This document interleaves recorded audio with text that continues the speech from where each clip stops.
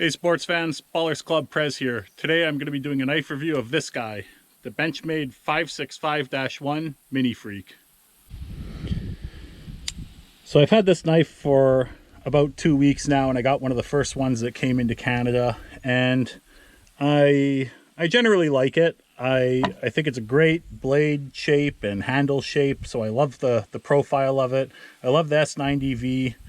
The only thing that I would like more about it is, if you could see in there, we have only the partial liners, so that makes this knife very light, which I don't care for, and very light in the handle, and then it feels just a little bit heavy on the blade side there.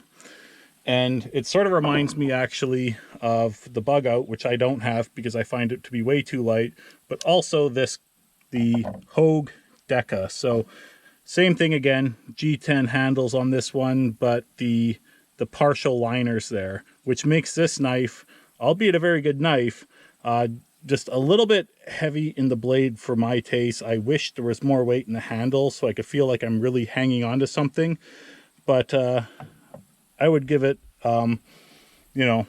basically it sort of feels like the Freek. For size comparison, again, here's the Mini Griptilian, so you can see you have a little bit more blade and a little bit more handle with that Mini Freek. I prefer the blade profile versus the more speary of the Pardue design in the Mini Griptilian. And another Benchmade that I think executes the 3-inch gentleman's folder really quite nice is the Nakamura.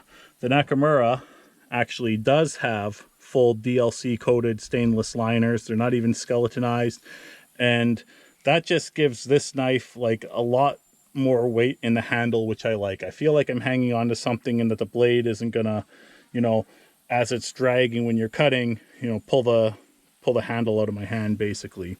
The other thing I like about the Nakamura is you get a little bit more blade with a little bit less handle, and something that I really like is the maximum efficiency of blade to handle ratio, and the Nakamura does it just a little bit better than the Freek. I don't know why I like that, I just do.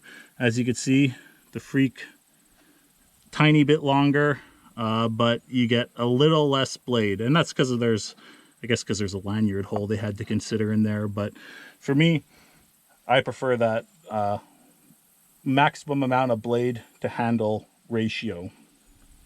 Overall, I like this knife. I think it's a great 3-inch category knife.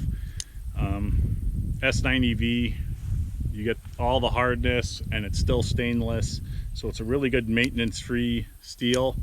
I actually had to, by the way, take this knife apart to get to action where there's no blade play and still opens nicely. Even after I had opened it enough times it should have been broken in, if I tried to open it slowly, it would get the start, stop, start, stop, start, stop right around there.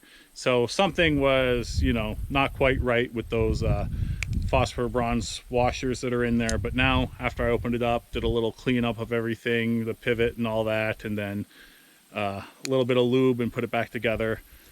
Now I think it's perfect. Great knife overall, even with my specific problems with it. I would have preferred it actually if it wasn't carbon fiber. Maybe they had done something a little cheaper, like, G10 or even stainless liners and diamond wood. But regardless, it's a great knife in that 3-inch range, and that's my favorite size knife, and I love the profile of the blade and the materials, and overall, great knife. I would recommend it. Ballers Club Prez, signing off.